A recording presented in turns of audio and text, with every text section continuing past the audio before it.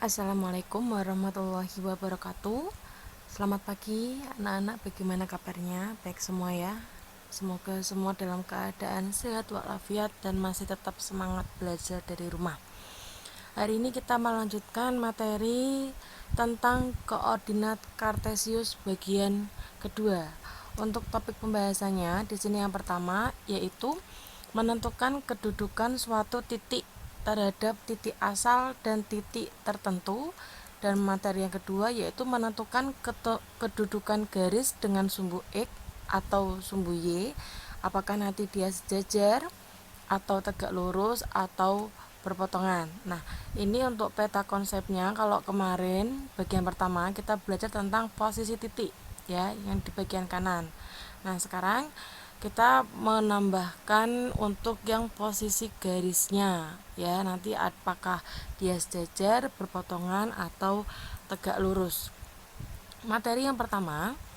Nah, untuk memahami posisi titik terhadap titik asal maupun titik tertentu pada koordinat Kartesius, kalian bisa memperhatikan gambar berikut ini. Ini adalah gambar denah perkemahan. Ya, ini Ibu ambil dari buku matematika, buku siswa. Bisa kalian buka bukunya. Ya, di sini ada beberapa titik poin. Ada untuk yang kuadran 1, ada perumahan, pos 1, pasar, ya. Kemudian kuadran kedua ada hutan, pos 2, tanah lapang, teka-teki tersembunyi. Kemudian kuadran 3 ada pemakaman dan kolam, dan yang terakhir kuadran 4 ada pos 3 ya. Untuk mengetahui suatu tempat titik terhadap pos utama atau titik asal, jadi di sini titik asalnya yaitu pos utama berupa warna biru ya, yang saya tunjukkan. Nah, di sini untuk tempat perumahan. Nah, ini ya, dia posisi tempatnya terhadap pos utama. Jadi ini ya, dari pos utama ke perumahan itu dia posisinya di 6,5. Ya, jadi ini sumbu X-nya 6, sumbu Y-nya 5. Ya, karena kan kita dari pos utama. Jadi dari pos utama itu 6 satuan ke kanan ya. Selanjutnya 5 satuan ke atas. Maka nanti kita akan sampai ke perumahan. Nah, selanjutnya misalkan kita ke kolam. Nah, di sini untuk kolam dari pos utama, maka kalian 3 satuan ke kiri ya, 3 satuan ke kiri, kemudian 3 satuan ke bawah. Ya, di sini untuk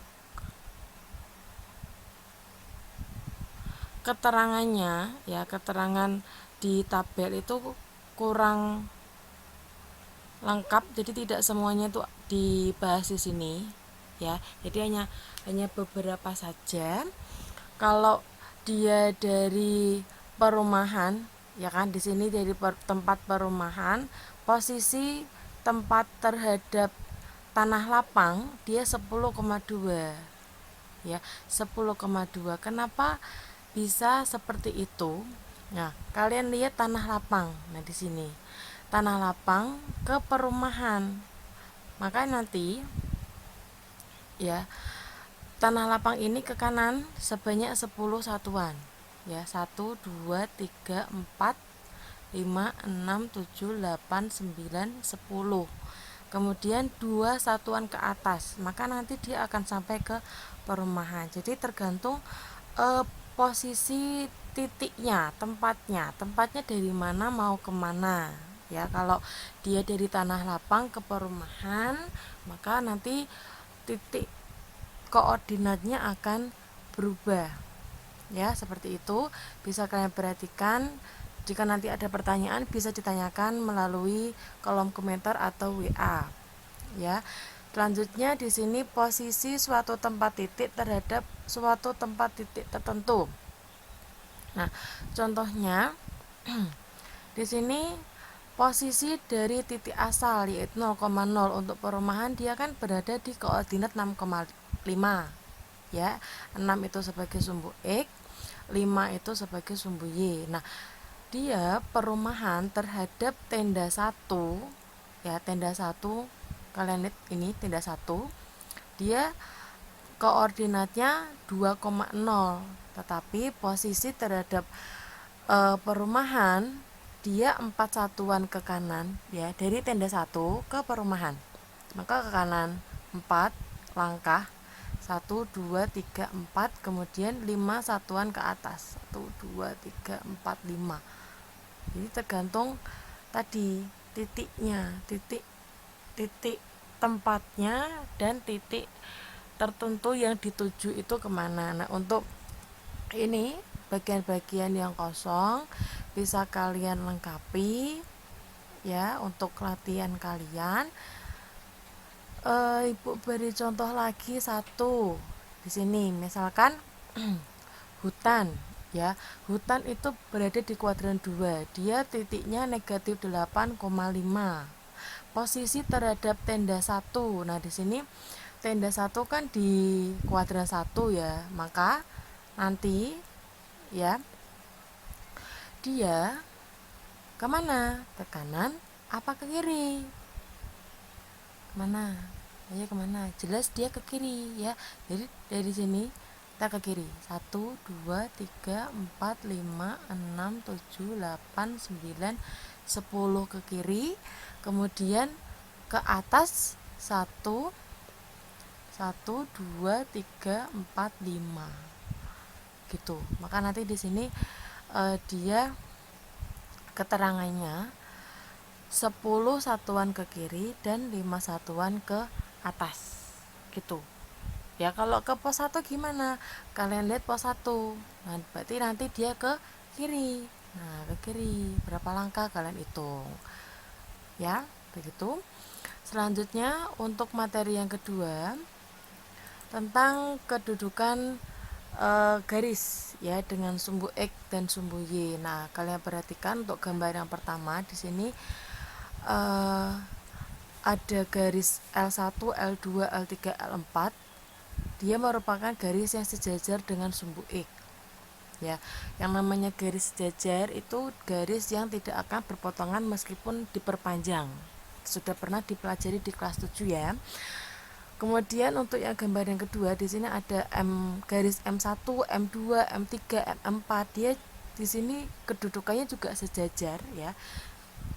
Sejajar dengan sumbu Y, karena tidak akan berpotongan dengan sumbu Y. Nah, akan tetapi untuk gambar pertama dan gambar kedua, selain dia sejajar, ini sejajar dengan sumbu X, ini sejajar dengan sumbu Y, untuk gambar yang pertama dia juga tegak lurus dengan sumbu Y ya. Jadi ini sejajar dengan X, tegak lurus dengan Y.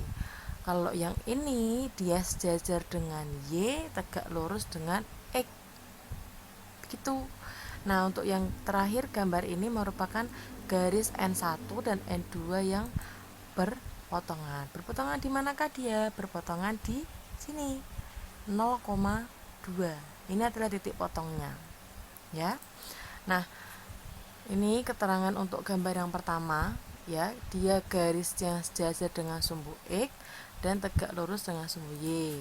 Kemudian dia tegak lurus dengan sumbu X, sejajar dengan sumbu Y.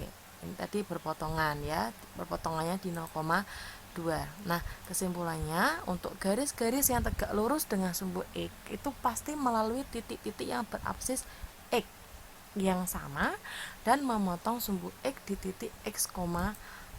Kalau dia tegak lurus dengan sumbu Y, pasti dia melalui titik-titik yang berordinat Y sama dan memotong sumbu Y di titik 0, Y. Nah, untuk latihan yang kedua, kalian gambarlah masing-masing titik ini dalam satu bidang kartesius. Jadi nanti ada 4 bidang kartesius ya, dimana untuk lebih jelasnya bisa kalian lihat contoh di soal buku paket matematika halaman 59 sampai 62. Kalian coba gambar bidang kartesiusnya pakai penggaris ya. Kalian tentukan titik ini di mana, kemudian gambarlah sebuah garis dengan syarat yang Ibu berikan ya. Begitu untuk materi hari ini. Terima kasih, semoga sukses, selamat belajar. Apabila ada pertanyaan saya persilakan. Dan kalau jika ingin berkomentar di Google Classroom, tidak masalah ya. Assalamualaikum warahmatullahi wabarakatuh.